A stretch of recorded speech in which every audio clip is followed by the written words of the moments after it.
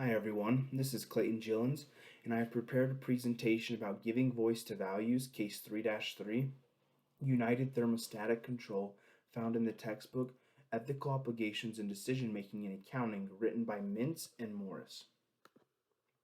So to begin, I would like to give a brief overview of the case. The scene is set at a public company called United Thermostatic Controls. This company creates sales budgets for each division for every quarter.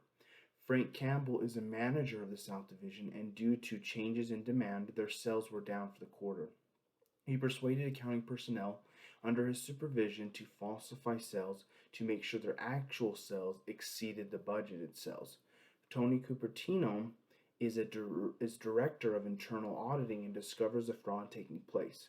Now, Tony, as a CPA, has certain responsibilities to follow and inform others of the situation. So on this next slide, the stakeholders are an important first step when looking into the fraud taking place and who is affected. Normally, fraud doesn't just affect one person, but affects many other people. The main stakeholders of this instance are Campbell, South Division managers, Cupertino, upper management, and potential and current investors. Campbell and the South Division managers have a stake in the issue because their performance and compensation is tied to exceeding the budgeted amounts. Cupertino has a stake in the issue because his role as an internal auditor and CPAs to make sure the financial information is represented accurately and fairly.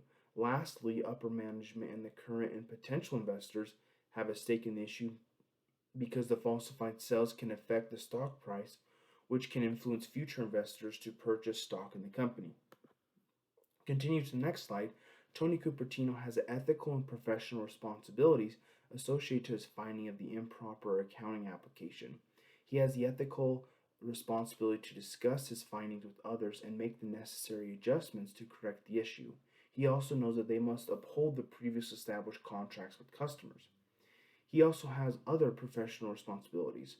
As part of his role and being a CPA, he needs to make sure he is objective and maintains his integrity. In fact, this is in the AICPA code 1.100.001 that talks about his duty to objectively examine the financial statements and verify that they are accurate.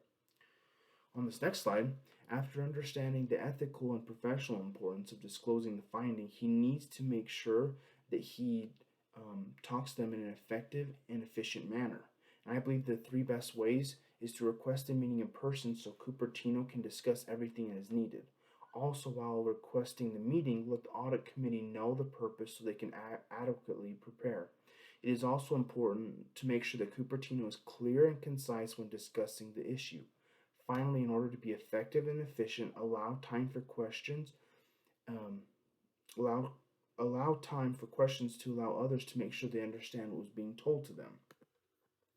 On the next slide, we discuss what to say and to whom. I think the biggest thing to emphasize is that the manager improperly recognized revenue, and the company's obligation is to make sure that they create accurate financial information.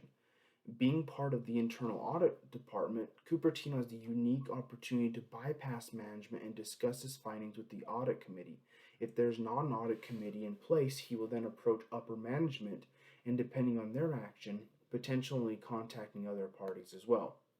So we move on to the next slide, where we will discuss the most likely pushbacks and objections that will happen. The audit committee may insist that nothing needs to be done because they want to maintain the current stock prices and meet analyst forecasts for revenue. They may also push back and say that the customer okayed early shipment and we should strive to influence the other customers to do the same. On this next slide and final slide, there are a number of different things that could be talked about next. The most important, I think the most influential, will be citing exact professional and accounting standards. This can help them see that they would be in trouble with regulatory bodies if they do not create adjustments to the fraud. I think it's also a good idea to talk about the importance of maintaining the public's trust and creating an ethical atmosphere that will deter future fraudulent and unethical activities. This can be done by taking action of the fraud that has occurred in the company. So, these are the things that I would discuss if ever placed in a similar situation. Thank you.